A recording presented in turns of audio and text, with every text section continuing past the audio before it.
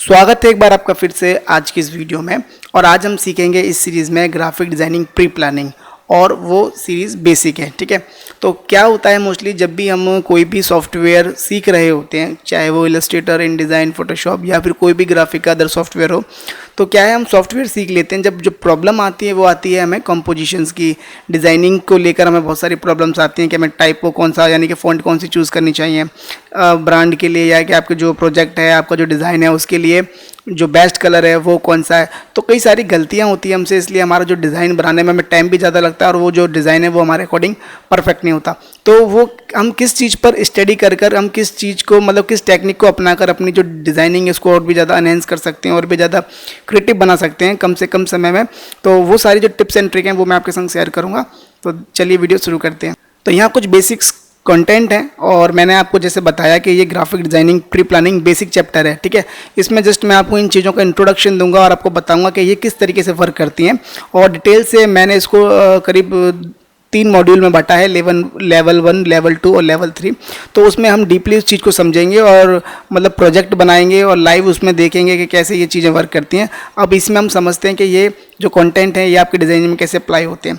तो सबसे जो पहली बड़ी गलती होती है, सबसे पहली और सबसे बड़ी गलती जो क्या करते हैं हम, सबसे देखिए पहले हम समझ लेते हैं ये जो कंटेंट है इसमें आपको क्या क्या कवर करने को मिलेगा। इसमें read content, customize your canvas, composition, issue, ये सब जो कंटेंट है ये अभी मैं आपको डिटेल में बताता हूँ। तो सबसे पहली जो मैं आपको गलती बता रहा था कि जो सबसे बड़ी और सबसे पहली गलती हम क्या करते हैं, जैसे ही हमारे पास कोई भी रॉ टेक्स्ट आता है, यानी कि आपको जो भी आपको दिया जाता है टेक्स्ट कि आपको इस चीज़ को मतलब अपनी डिज़ाइनिंग में लिखना है, अपने कंपोजिशन में, अपने डिज़ाइन में लिखना है, तो हम डायरेक्टली जैसे हमारे पास कुछ भी मान लीजिए हार्ड कॉपी या सॉफ्ट कॉपी आती है तो हम उसको डायरेक्टली राइट करने यानी टेक्स्ट को लिखने लग जाते हैं। ठीक है, तो ये सबसे बड़ी हमारी पहली गलती होती है। हमें सबसे पहले कंटेंट मिलते ही हमें मतलब जो भी हमें डिज़ाइनिंग में जो मैटर मिला है उसे हमें पहले रीड करना चाहिए। फॉर एग्जाम्पल मान लीजिए आपको ये कोई लिख के देता है, या फिर आपको नोटपैड की फाइल, किसी भी तरीके से आपको ये डिज़ाइन, इतना ये जो कंटेंट है ये आपको प्रोवाइड होता है। इसको मैं थोड़ा सा बड़ा कर लेता हूँ देखने के लिए। तो इसमें सबसे पहली चीज़ क्या है, मैं इसको जरा सा 1-2 मिनट दे के हम इसको पढ़ेंगे पहले। मंत्रा फैशन प्रेजेंट, ठीक है, मंत्रा कोई कंपनी है और वो इसको प्रेजेंट करती है। ऑलवेज फॉलोइंग द ट्रेंड्स, ठीक है, फैंसी वियर। अब wear, fancy wear and accessories, तो फैंसी वियर इसको पढ़ते ही हमारे माइंड में जो स्टोरी, मतलब हमारे माइंड में जो विजुअलाइजेशन, कम्युनिकेशन होता है, कम्युनिकेट होता है कि आपको ये जो डिज़ाइन है वो क्या है। ठीक है, ये मतलब कपड़ों का जो भी डिज़ाइन बन रहा है वो कहीं ना कहीं कपड़ों से रिलेटिव है, और इसमें हमें दिखा कि डिस्काउंट अप टू आपको 60% तक का डिस्काउंट मिल रहा है ये। ठीक है, तो आपने इसको देख लिया। अब इसको पढ़ने से कई सारी चीज़ें जो हैं क्लियर होती हैं। सबसे पहला आपको ये पता होना चाहिए कि आप बना क्या रहे हो। ठीक है, आप ये जो बैनर है, विजिटिंग कार्ड है, ये क्या बन रहा है, आपको ये पहले कंफर्म होना चाहिए। उसके बाद आपको जब भी आप कंटेंट को पढ़ते हो तो उसमें से आपको 2-3 चीज़ों को फाइंड करना चाहिए। पहले आपको ये जानना चाहिए कि जो आप बना रहे हो वो किसके लिए है। ठीक है, किस एज ग्रुप के लिए है, और किस मतलब बॉयज़ के लिए, मतलब फेमिनिन है, या फिर मतलब आप कह सकते हो कि किसी मतलब ओल्ड एज वाले के लिए है, किड्स के लिए है, न्यू बॉर्न बेबी के लिए है। वो जो डिज़ाइनिंग बना रहे हो वो किस पे इम्पैक्ट हुआ, वो कौन देखेगा उस चीज़ को ना, ये सारी चीज़ें ये होने चाहिए किसके लिए। तो ये जब आपको पता चल जाता है तो आपकी जो डिज़ाइनिंग, मतलब जब आप कंपोज करते हैं तो आधे से ज़्यादा आपकी जो प्रॉब्लम है वो सॉल्व हो जाती है। अब देखिए मतलब इस कंटेंट को पढ़ने से ये पता नहीं चलता कि ये किस एज ग्रुप का हो सकता है, ये किसी बड़े फैशन का हो, या फिर हो सकता है किसी किड्स का हो, या किसी अडल्ट का हो। तो हमें इसके लिए जो इमेज मिली है ये हमें अपने डिज़ाइनिंग में कहाँ गई वो इमेज, ये। ठीक है, हमें ये जो इमेज है ये हमें प्रोवाइड हुई है इमेज। तो आप इमेज मतलब आपको कोई ना कोई या तो कंटेंट बताएगा ये, या फिर आपको इमेज देगा। तो इमेज से ये पता चल जाता है कि हाँ ये किसी बेबी के लिए है, और ये जो कपड़ा है, मतलब ये जो वियर है ये बच्चे के लिए है। तो आपको ये सारी चीज़ें जो है क्लियर हो जाती है। फिर अगला हम बढ़ते हैं कस्टमाइज योर कैनवास। ठीक है, इसको भी मैंने आपको जस्ट बताया जैसे कि बेसिक है, तो वो मैंने अभी आपको उसमें बताया कि ये बच्चों के लिए। हम थोड़े टॉपिक पे इस पर पर्टिकुलर बात कर रहे हैं। ठीक है, फिर नेक्स्ट है आपका कस्टमाइज योर कैनवास। जैसे आपको पता चलता है कि आपका जो डिज़ाइन है वो सोशल मीडिया के लिए है या प्रिंट मीडिया के लिए है, तो उसके अकॉर्डिंग आपको अपने आपका जो कैनवास है उसको कस्टमाइज करना चाहिए। फॉर एग्जाम्पल जो हम डिज़ाइन बनाने वाले हैं या जो आपने कॉन्टेंट दिखा है ये सोशल मीडिया के लिए है, तो सोशल मीडिया के लिए आपको अपना कैनवास कैसे रेडी करना है, आपको जो उसका आपका कलर मोड है वो आपको बेसिकली RGB रखना है, क्योंकि प्रिंटिंग के लिए CMY के यूज़ होता है, और जो वेब के लिए, मॉनिटर के लिए जो कलर यूज़ होते हैं वो RGB कलर होता है। तो हम इसको क्या करेंगे, व्यू में जाएंगे और कलर पैलेट्स में जाके RGB पे चेक लगा लेंगे, यानी कि जो भी आप कलर चूज़ करोगे वो कौन सा होना चाहिए, RGB। अगर आप CMY के प्लेट को एक्टिव रखते हो और कलर डालते हो, फिर आपको मोड में जाके बार बार उसको चेंज करना पड़ता है, और कहीं भी अगर आपने कोई भी CMY कलर छोड़ दिया तो उसका अलग इम्पैक्ट पड़ता है, बहुत डल सा दिखता है, ठीक है। फिर आपको जो कैनवास और कैसे रेडी करना है, आपने सबसे पहले कलर मोड को चूज़ कर लिया। फिर आपको जो यूनिट्स है, बिकॉज जब आप वेब मतलब सोशल मीडिया के लिए जो डिज़ाइन बनाती हो वो बेसिकली पिक्सल में होता है, ठीक है, वो इंचेस में, mm, सेंटीमीटर, वो इन चीज़ों में नहीं होता। तो वो आपको क्या करना है, यूनिट्स को पिक्सल में सेलेक्ट करना है। अब पिक्सल में करने से क्या फ़ायदा होता है, जब भी आप कोई आउटलाइन, कोई भी बॉक्स शेप कोई भी लोगे तो वो उसका साइज जो है आपको पिक्सल में दिखाएगा, ठीक है। तो आपने ये क्या किया, ये दो चीज़ों को पहले आपने कंटेंट को पढ़ लिया, आपने थोड़ा सा उससे आइडिया लिया कि हाँ ये किस चीज़ के लिए है, क्या है, ये सारी बातें आपने उसमें क्लियर करी। फिर सेकंड थिंग, आपका कस्टमाइज योर कैनवास, आपने ये जानते ही कि ये प्रिंटिंग के लिए है, तो आपको CMY के और जो भी आपके यूनिट्स है उसको आपको चूज़ करना है।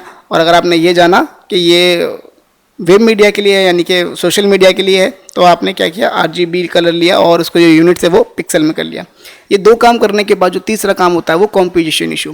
क्या होता है, जब भी हम डिज़ाइन बनाने बैठते हैं, जो सेकंड गलती, जैसे ये फर्स्ट तो आपने किया कि आप डायरेक्टली बनाने बैठ जाते हो, फिर सेकंड गलती क्या होती है, हमें कॉम्पोजिशन, हम क्या करते हैं, आपको ये कंटेंट मिला और आपने क्या किया, डायरेक्टली सेंटर से उसको कंपोज करना स्टार्ट कर दिया, ठीक है। आपने जो नाम लिया, टाइटल लिया, मतलब कोई भी कंपनी का नाम है, आपने उसको सेंटर में रख लिया।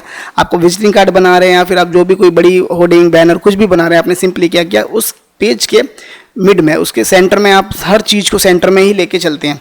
देखिए, ठीक है, यहाँ आपने इमेज भी सेंटर में रखी, उसका जो टैग लाइन है वो भी सेंटर में लिखी, उसकी सर्विसेज भी, उसमें जो फोटो लगने, ईमेल एड्रेस, आपने सारा कुछ, मोबाइल नंबर हम कॉर्नर में साइड से लिख देते हैं। बेसिकली ये हमारा जो फॉर्मेट है लेआउटिंग का वो रहता है, ठीक है, जो ट्रेडिशनल मतलब जो लोग करते आ रहे हैं, ठीक है। इससे क्या होता है, डिज़ाइन तो बनता है वो अट्रैक्टिव नहीं बनता और मतलब वो परफेक्ट नहीं होता। तो कंपोजिशन की जो सबसे बड़ी गलती होती है वो होती है कि आप हर चीज़ को सेंटर से ही रखते हो और आपको पता नहीं होता है कि आपको किस किस तरीके से, किस पैटर्न में, किस लेआउटिंग में उसको सेट करना है, ठीक है। फिर अगला है आपका प्रोफेशनल वर्सेस ट्रेडिशनल डिज़ाइन, ठीक है। अब पहले हम ये समझ लेते हैं कि प्रोफेशनल और ट्रेडिशनल डिज़ाइनिंग होती क्या है। प्रोफेशनल, जैसे कि आपको पता है, किसी भी व्यक्ति, किसी भी पर्सन का वो काम, मतलब वही काम होना, जैसे कि मान लीजिए मेरा जो काम है वो ग्राफिक डिज़ाइनिंग है, तो मेरा ग्राफिक डिज़ाइनिंग क्या है, प्रोफेशन है, ठीक है। अब ट्रेडिशनल डिज़ाइनिंग क्या है, जैसे कि इसको समझने के लिए मैं आपको एक सिंपल सा उदाहरण बताता हूँ।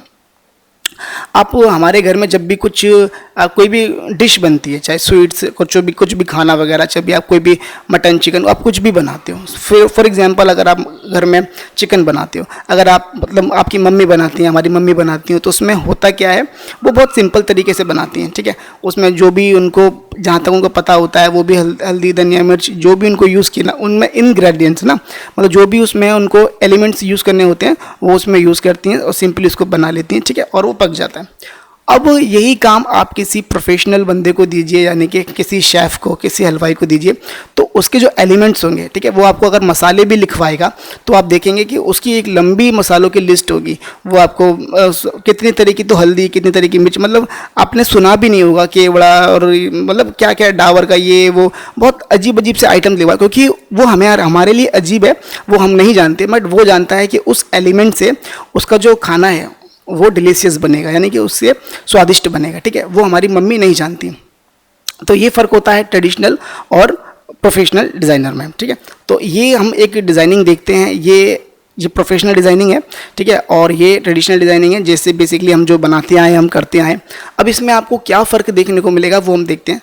तो मैं इसको थोड़ा सा जूम कर लेता हूँ, ठीक है। देखिए, दोनों में कंटेंट, यानी कि दोनों में टेक्स्ट सेम, मतलब जो यहाँ लिखा हुआ है वो यहीं लिखा हुआ है, ठीक है।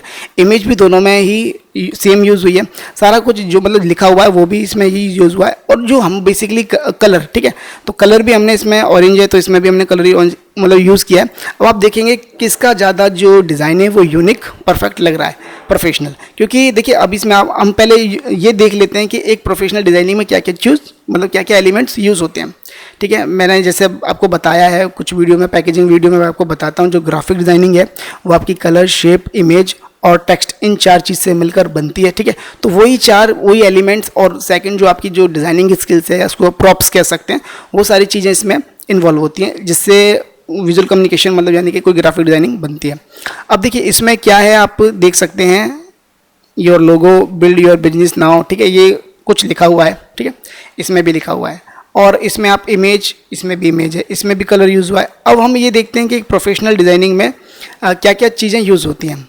जैसे मैंने आपको बताया शेप, तो इसमें आप देख सकते हैं शेप है, ठीक है, और ये जो इमेज है वो भी एक शेप में है, तो इसमें शेप है, ठीक है। फिर कलर, कलर आपने इसमें ऑरेंज, कोई भी कलर यूज़ हुआ, बट इसमें कलर यूज़ हुआ है, ठीक है। टेक्स्ट आप देख सकते हैं, टेक्स्ट इसमें यूज़ हुआ है, ठीक है। फिर और आपका क्या रह गया, इमेज, इमेज भी यूज़ हुई है, कलर, शेप, इमेज और टेक्स्ट, ये चारों चीज़ इस डिज़ाइन में यूज़ हुई हैं, बट चारों चीज़ इस डिज़ाइन में भी यूज़ हुई हैं। तो इसमें और इसमें फ़र्क क्यों आ जाता है, क्योंकि हमें ये नहीं पता होता कि हमें मतलब टेक्स्ट के साथ और कलर के साथ, इमेज के साथ, मतलब इनको कैसे प्ले करना है, इनको कैसे सही जगह प्लेसमेंट करना है, ताकि जो डिज़ाइनिंग है वो इफेक्टिव दिखे।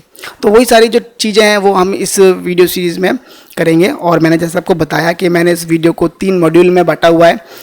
बस ये एक इंट्रो है ताकि आप पहचान पाएँ कि हाँ, हमें हमसे गलतियाँ कहाँ होती आई हैं और हम क्या गलतियाँ करते हैं डिज़ाइन कंपोज करने में। और इसके बाद फिर हम मॉड्यूल फर्स्ट, मॉड्यूल सेकंड और मॉड्यूल थर्ड, यानी कि लेवल 1, लेवल 2 और लेवल 3, इसमें हम डीपली सभी पर्टिकुलर सभी चीज़ों के ऊपर बात करेंगे। जैसे टाइपो, तो टाइपो की जो प्रॉब्लम है कि आपको सैंस सेरिफ, सेरिफ और ये सारी जो फ़ॉन्ट्स हैं कहाँ यूज़ करनी है, किस डिज़ाइन में किस तरह की फ़ॉन्ट यूज़ होती हैं, ये सारी हम लेवल 1 में बात करेंगे। वहीं कलर, ये सारी चीज़ें हम धीरे धीरे इसमें डिस्कस करेंगे और लाइव प्रोजेक्ट के साथ, ठीक है। तो अगला जो चीज़ है कंटेंट है, यानी कि अब आपको पता चलता है हाउ टू यूज़ कलर, यानी कलर का जो यूज़ है वो कैसे करना है, और फिर शेप का कलर यूज़ कैसे करना है, टेक्स्ट का कलर यूज़ करने कैसे करना है, और प्रॉप्स यानी कि और जो सारी जो मतलब डिज़ाइनिंग मटेरियल होते हैं उनको कैसे यूज़ कर कर आप अपनी जो डिज़ाइनिंग है उसको अच्छा कर सकते हो। तो अब हम कोई एक छोटा सा कोई एक लाइव मतलब कुछ बना के देख लेते हैं जिसमें ये चारों चीज़ें अप्लाई होती हैं, और जो हमने डिस्कस किया है पीछे वो सारी चीज़ें इसमें अप्लाई होती हैं। तो बेसिकली हमारे पास कंटेंट ये था, और मैं इसको ऐसे कॉपी कर लेता हूँ और अपने कोरल ड्रॉ में यहाँ पेस्ट कर लेता हूँ। इसको हम साइड में रख लेते हैं। सबसे पहले मैंने आज जैसा आपको बताया था, ये जो आपका जो यूनिट है अगर वो इंचज़ में, मिलीमीटर में, किसी में भी है तो आप उसको पहले पिक्सल कर लीजिए। पिक्सल करने के बाद आप कोई भी रैंडमली लाइक दिस, मैं इस तरीके से एक डिज़ाइन ऐसे क्रिएट कर लेता हूँ, ठीक है। मुझे पता नहीं है कितना है ये, 750 में कितना भी थोड़ा सा बड़ा, बस आपको जस्ट एग्जाम्पल के लिए मैं इसको यहाँ बना लेता हूँ, ठीक है। ये मेरा कैनवास, यानी कि ये मेरा सोशल मीडिया का कोई भी एक बैनर का वो है, साइज़ है। सबसे पहले हम इसको पढ़ेंगे। देखिए इसको मैं थोड़ा सा जूम कर लेता हूँ। मंत्रा फैशन प्रेजेंट, तो ये मंत्रा फैशन प्रेजेंट मतलब मंत्रा कोई कंपनी है वो इसको रिप्रेजेंट करती है। तो इसका हमें इसको हम सभी लाइनों को ब्रेक कर लेते हैं। और सबसे बड़ी जो प्रॉब्लम, अब जो सबसे पहली जो प्रॉब्लम आई, हमने क्या किया, हमने उसका साइज़ ले लिया, अपना कैनवास का साइज़ ले लिया। सबसे बड़ी जो सेकंड जो प्रॉब्लम आती है वो है कि हमें अपने टेक्स्ट को कहाँ प्लेस करना है। अब हम आइडिया लगाते रहते हैं कि हम अपने टेक्स्ट को यहाँ रखें या यहाँ रखें या सेंटर में रखें या बॉटम में रखें, हमें वो लेआउटिंग समझ नहीं आती। तो जो कंपोजिशन की जो लेआउटिंग के जो एडवांस टेक्निक्स हैं वो मैं आगे आपसे शेयर करूँगा। बट मैं आपको एक ट्रिक बताता हूँ कि आपकी जो टेक्स्ट प्लेसमेंट की जो प्रॉब्लम है वो कैसे सॉल्व होगी, कि आपको टेक्स्ट कहाँ रखना है। इसके लिए आप सबसे पहले क्या करिए, आपको डिज़ाइनिंग में जो भी इमेज यूज़ करनी है, ठीक है, आप उसको पहले इसमें इंपोर्ट करिए। तो फॉर एग्जांपल मुझे ये जो इमेज है मुझे इस तरीके से इसको वो इसमें प्लेस कर लेता हूँ मैं, और उसको थोड़ा सा ये उसको रोटेट कर लेते हैं इस तरीके से, ठीक है। और इसे इसको पिक कर लेते हैं, प्लेस इनसाइड, इसको पावर क्लिप कर लेते हैं, इसके अंदर से प्लेस कर लेते हैं।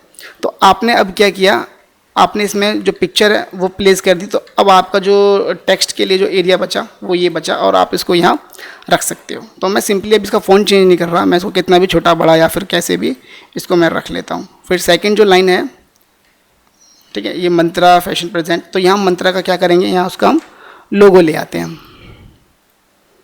इतनी लंबी बड़ी लाइन लिखने की ज़रूरत नहीं है, हम यहाँ उसका लोगो ले आते हैं।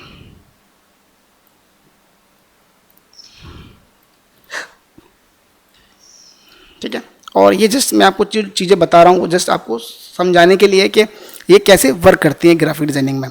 फिर फैंसी वियर एंड एसेसरीज, ठीक है, आप इसको पहले तो टाइटल में कर लीजिए।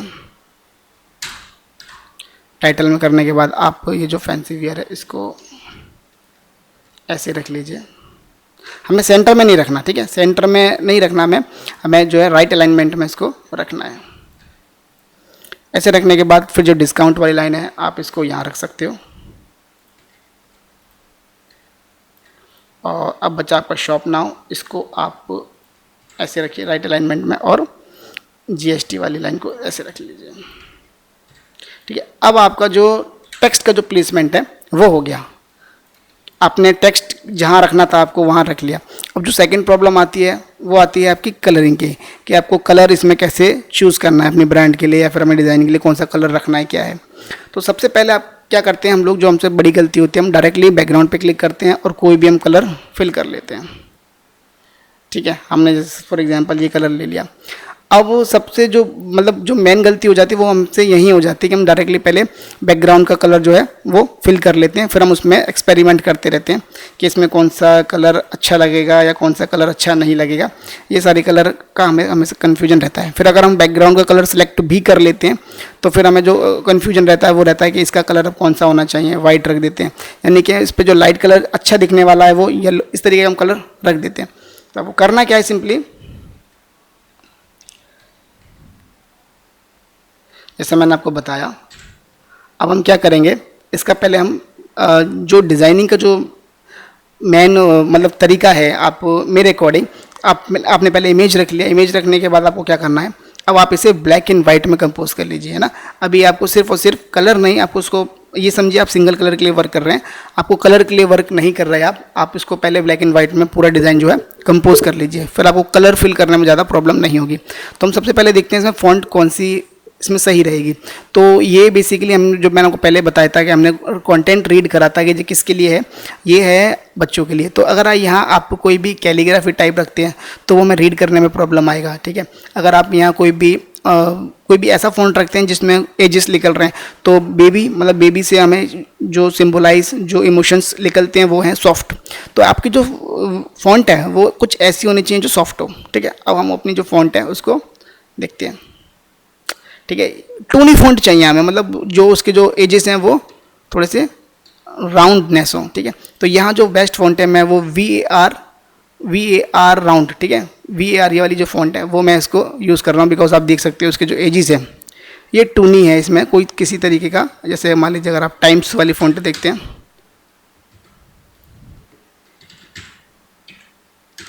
ठीक है, तो इसमें जो एजेस है ना ये मतलब कहीं ना कहीं नुक है, इसमें शार्प है।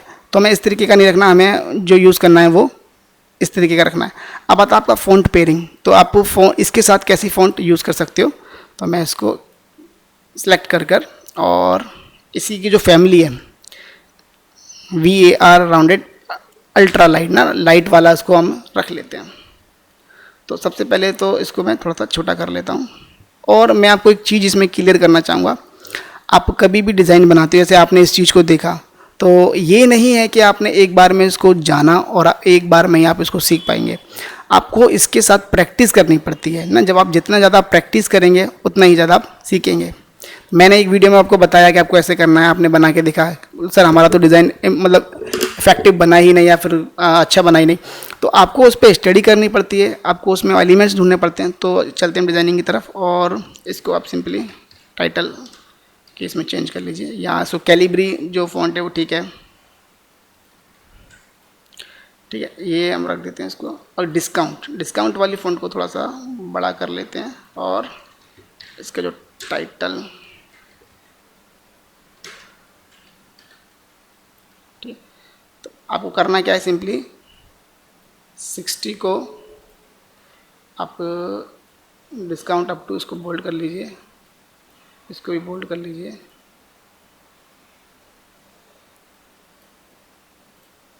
इसे बोल्ड मत करिए, और 60 को आप इसके फ़ॉन्ट का दुगना कर दीजिए, यानी कि 20 करीब इस फ़ॉन्ट को रख दीजिए। इसको बोल्ड कर दीजिए, थोड़ा सा कम कर लीजिए। आपको एक्सपेरिमेंट करना है, जैसे मैंने आपको बताया, आपको इस तरीके से एक्सपेरिमेंट करना है।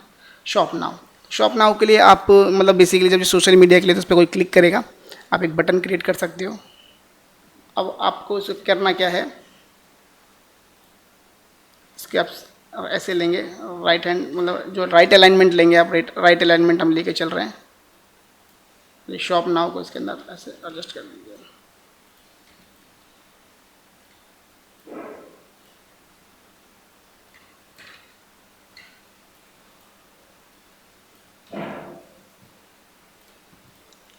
ठीक है, तो आपको जो ये जो GST लाइन है ये हमें मतलब सिर्फ और सिर्फ फॉर्मेलिटीज़ के लिए इसको रखनी है, तो आप इसको बहुत छोटा सा कोने में ऐसे रख दीजिए।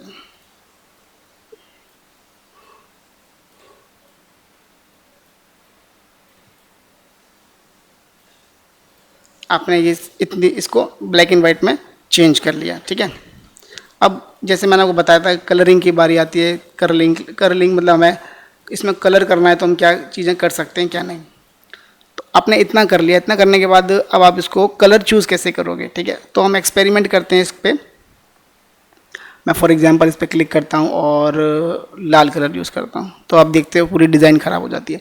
तो मैंने आपको बताया जैसे कि बेबी के लिए है तो इसमें आपको कौन से कलर यूज़ करने चाहिए। सॉफ्ट कलर के मामले में सबसे जो बड़ी गलती होती है वो होती है हम डिफ़ॉल्ट कलर यूज़ करते हैं, यानी कि जो भी हमें कलर पैलेट में मिलता है ना, चाहे वो ब्लैक हो, चाहे वो रेड हो, चाहे वो ऑरेंज हो, हम वो डायरेक्टली बैकग्राउंड में कलर यूज़ करते हैं। तो हम क्या कर सकते हैं, कलर बेस्ट कलर इसके लिए कैसे चूज़ कर सकते हैं, हम अपनी इमेज में से ही कलर चूज़ कर सकते हैं। तो सिंपली मैं यहाँ पहले हमने डिज़ाइनिंग में इमेज यूज़ कर ली, टाइपो यानी कि टेक्स्ट यूज़ कर लिया। अब हम शेप यूज़ करते हैं। ठीक है, कोई भी आप एक टूनी शेप, टूनी से मतलब है जैसे कि आप मतलब ये सिर्फ बच्चों के लिए है तो ये सॉफ्ट है, तो आप इस तरीके की कोई शेप, जैसे आपने इसको मॉडिफाई कर लिया।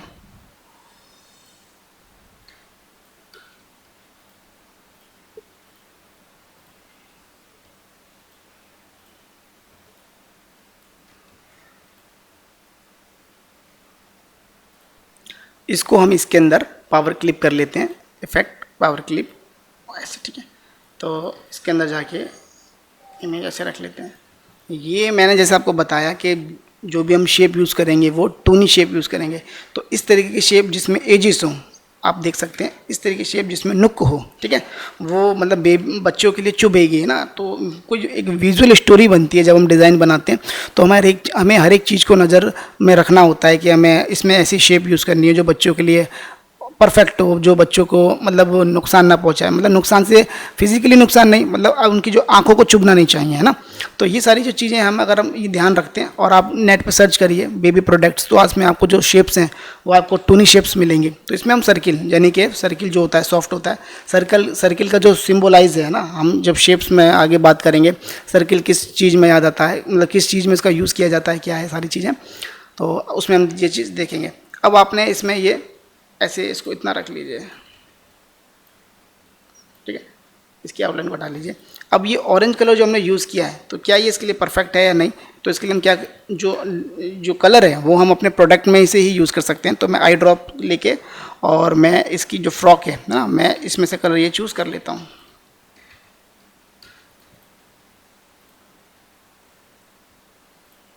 तो ये वाला कलर मैं जो है इसमें पिक करता हूँ और इसको मैं थोड़ा सा मॉडिफाई अपनी तरफ से कर सकता हूँ। ठीक है, इसको मैं बेसिकली इस तरीके से कलर ये रख लेता हूँ। ये भी ठीक है, अगर आप इसको लाइट करना चाहते हैं तो आप लाइट कर सकते हो। अब ये हो गया, आपने शेप कोई कलर इसमें यूज़ कर लिया। अब जो सेकंड थिंग है, आप इसको इमेज को आप थोड़ा सा सैचुरेट, मतलब इसको आप थोड़ा सा इसको सैचुरेशन बढ़ाइए इसकी, ताकि ये इसका जो कलर है वो अच्छा दिखे। तो इसकी सैचुरेशन है, मैं इसको थोड़ी सी सैचुरेशन बढ़ा लेता हूँ और इसका जो कलर है उसको थोड़ा सा लाइट कर लेते हैं। ठीक है, ये फिनिश। तो आपने यहाँ इसमें कोई भी एक शेप देके इसका कलर वो कर लिया। अब आती है बैकग्राउंड का कलर कि आप बैकग्राउंड का कलर कैसे चूज़ करोगे। तो मैं आपको बताना चाहूँगा कि आप क्या कर सकते हो। आप सिंपली दो कलर लीजिए। इट्स मीन आपने ऐसे ये कलर लिया और ये लिया, तो आपने देखा जो पिंक कलर है, पिंक कलर का मतलब कॉम्प्लीमेंट कौन सा होता है, यानी कि इसका अपोजिट कलर क्या होता है। तो आप शिफ्ट F11 दबाएंगे, मिक्सचर में जाएंगे और यहाँ आप ह्यू में सेलेक्ट करेंगे कॉम्प्लीमेंट, प्राइमरी नहीं, आपको कॉम्प्लीमेंट करना है। तो उसका जो पिंक का कलर का जो कॉम्प्लीमेंट होता है यानी कि वो होता है ग्रीन। तो आप इसमें ग्रीन शेड का भी आप बैकग्राउंड ले सकते हो। बट हम कुछ अलग डिफरेंट लेना चाहते हैं, तो हम सेकंड चीज़ क्या करेंगे, हम इस इमेज में से इसका बैकग्राउंड पिक करेंगे। तो आप देख सकते हो इसमें जो इमेज में जो सेकंड कलर यूज़ हो रहा है वो हो रहा है स्काई ब्लू कलर। तो आपने इस पर क्लिक किया स्काई ब्लू कलर पे, ठीक है, और अब आप इसमें फिल कर लीजिए। तो हमने पहला कलर इसके लिए पिंक यूज़ किया और बैकग्राउंड के लिए ये यूज़ किया। बट ये जो है बेबी, ये मतलब 100% श्यान कलर हो गया है ना। तो मैंने आपको बताया था डिफ़ॉल्ट कलर यूज़ करने से हमें बचना है, तो इसको हम लाइट शेड में लेके जाएंगे। तो उसके लिए आप क्या प्रेस करेंगे शिफ्ट F11, और यहाँ आपको सॉफ्टवेयर एक टूल्स प्रोवाइड कराता है मिक्सचर, ठीक है। आप इसमें कोई भी अपना कलर बना सकते हो। तो यहाँ आपको क्या करना है, वेरिएशन में जाना है, ये कूलर वार्म यानी कि ठंडा गर्म डार्कर लाइट। तो यहाँ आपको सिलेक्ट करना है लाइटर। आपका जो बाय डिफ़ॉल्ट कलर होगा उसकी आपको लाइट शेड मिलेगी। तो हम सबसे लास्ट वाले से इधर ये वाला सेकंड वाला कलर इसमें रख लेते हैं। तो देखा आपने वो कलर बिल्कुल चेंज हो गया, उसका मीनिंग ही अलग चेंज हो गया, ठीक है। अब आप अगली चीज़ क्या कर सकते हो, अब इसमें आप ये देख सकते हो अपने अकॉर्डिंग कि कौन सी चीज़ बड़ी है कौन सी चीज़ छोटी है। अब आप इसमें जो टेक्स्ट का जो कलर यूज़ करोगे वो क्या, इसमें मतलब टेक्स्ट में बारी आती है कि आप टेक्स्ट में कौन सा कलर फिल करोगे। तो टेक्स्ट के लिए अब मैंने आपको बताया, जैसे कि अगर आपको ग्राफिक डिज़ाइनिंग आप सीख रहे हैं तो आपको कलर की जो थ्योरी यानी कलर प्लेट की जो जानकारी है, कलर की थ्योरी है, आपको अगर पता कि primary colour, secondary colour, tertiary colour, ठीक है, और ये सारे जो मोनोमेट्रिक कलर्स, ये सारे जो कलर्स होते हैं, ये इनका यूज़ कैसे करना है, कॉम्प्लीमेंट कलर्स कैसे होते हैं ना, ये सारे अगर आपको कलर्स के बारे में पता है तो आप इजीली उसमें यूज़ कर सकते हो। अब स्काई ब्लू हमने इसका जो कलर बैकग्राउंड का दिया, अगर इसका हम अपोजिट यानी कि इसका शियान का जो अपोजिट है, शियान का जो कॉम्प्लीमेंट कलर है वो कौन सा है, ऑरेंज, ठीक है। तो यहाँ आप मतलब यहाँ बैकग्राउंड आपने लाइट कलर की ली थी, अगर आप टेक्स्ट भी लाइट कलर का लोगे तो वो विजिबल नहीं होगा। तो यहाँ आपको क्या करना है, लाइट कलर के ऊपर आपको डार्क का कलर रखना है, ऑरेंज। तो ये आपने ये शेड निकाली, तो आप क्या कर सकते हो, इस पर क्लिक करोगे आप, और आपको यहाँ डिफ़ॉल्ट इस पैलेट पे भी मिलता है, तो आप इस पर ऑरेंज कलर यहाँ से पिक कर लीजिए। अब ऑरेंज कलर पिक करने के बाद आप इसको क्या कर सकते हो, इसको आप ब्लैक रहने दीजिए, ठीक है। ये भी आप इसको ब्लैक रहने दीजिए, या फिर आप एक चॉइस और है मैं आपको भी बताता हूँ, और इसको भी आप क्या कर सकते हो, ये वाला कलर, ये एक ही कलर है, इसका पूरा कलर जो है आप ब्लैक रखिए और सिर्फ 60% को ना,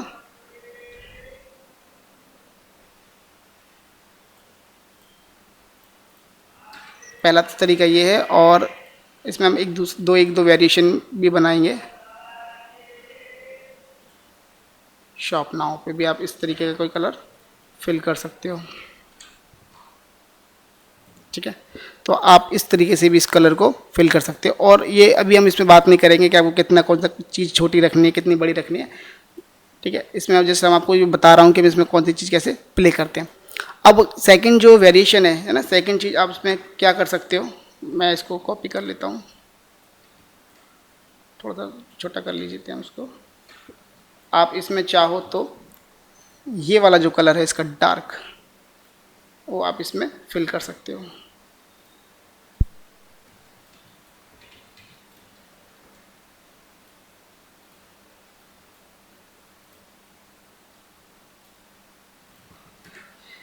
आपने मतलब एक अल्टीमेट कलर भी यूज़ कर लिया, और वो जो कलर है वो आपने कहाँ से यूज़ किया, अपने ही इमेज से, ठीक है। तो आप इसमें दो तरीके से एक चीज़ कर सकते हो, ठीक है। अब आपको जो भी डिज़ाइनिंग मतलब ठीक लगता है। अब जो सेकंड मतलब चार चीज़ मैंने जैसे आपको बताया था, इसमें आपने इमेज का यूज़ कर लिया, आपने इसमें शेप का यूज़ कर लिया, इसमें आपने कलर का यूज़ कर लिया, आपने इसमें टेक्स्ट का यूज़ कर लिया। जो सेकंड जो चीज़ आती है वो है ग्राफिक डिजाइनिंग एलिमेंट्स या प्रॉप्स, है ना, या फिर आप कह सकते हैं मतलब ग्राफिक मटेरियल। तो ग्राफिक मटेरियल के लिए आप क्या कर सकते हो, इसमें कोई भी एक ऐसा एलिमेंट जो इसमें शूट करता हो। फॉर एग्जांपल मैं इसमें पिंक कलर यूज़ हुआ है बैकग्राउंड का, तो मैं इसमें पिंक कलर का जो फ्लावर है वो मैं इसको यूज़ कर लेता हूँ।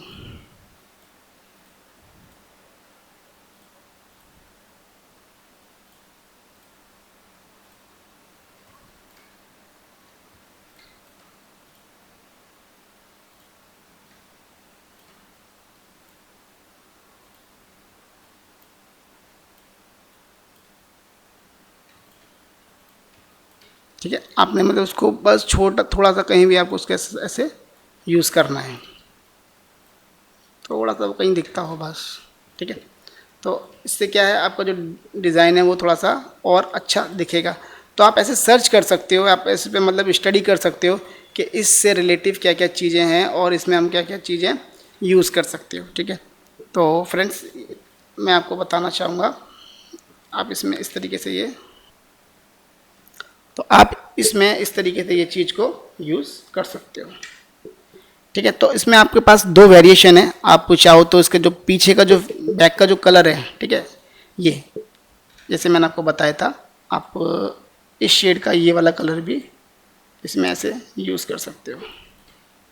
ठीक है, अगर आप इसका कलर यूज़ करोगे तो उसका आप वाइट रखिए या फिर कोई भी एक लाइट शेड का, मतलब जब आप एक कलर को चेंज करते हो तो ऑब्वियसली आपको और कलर पे भी उसका इम्पैक्ट पड़ता है, तो वो आपको वो चेंज करनी पड़ती है। तो इसमें मैंने आपको बताया कि कुछ जस्ट बेसिक्स ट्रिक्स से है ना, ये बहुत सिंपल हमने इस वे में इसको जाना है। जब आप पर्टिकुलर सब चीज़ को जान लेते हो कि आपको इसमें और क्या क्या एलिमेंट्स ऐड करने हैं जिससे ये आपका बहुत ही मतलब अच्छा लिखने लगे, क्रिएटिव लगे, है ना, इफेक्टिव लगे, तो अगली सीरीज़ में हम इसमें डिटेल में बात करेंगे जिसमें आप कंपोजिशन, कलर, शेप्स का क्या सिंबलाइज है, क्या इमोशन है, किस चीज़ को कहाँ यूज़ करते हैं, कितना बड़ा कितना छोटा, ये सारी चीज़ें हैं, इसको हम डिटेल में समझेंगे। तो इसको आप प्रैक्टिस करिए, और मैं लास्ट में जो सक्सेस है या अचीवमेंट है, आपका कुछ भी आपको सीखना है, उसके लिए जो एक ही जो गोल्डन वर्ड है वो मैं आपको बोलना चाहूँगा कि वंस मोर। ठीक है, अगर आप पे एक बार कोई चीज़ नहीं होती तो आप उसको दोबारा करिए, दोबारा नहीं होती उसको आप दोबारा करिए, डेफिनेटली आपको वो एक बार होगा और आपको 100% वो चीज़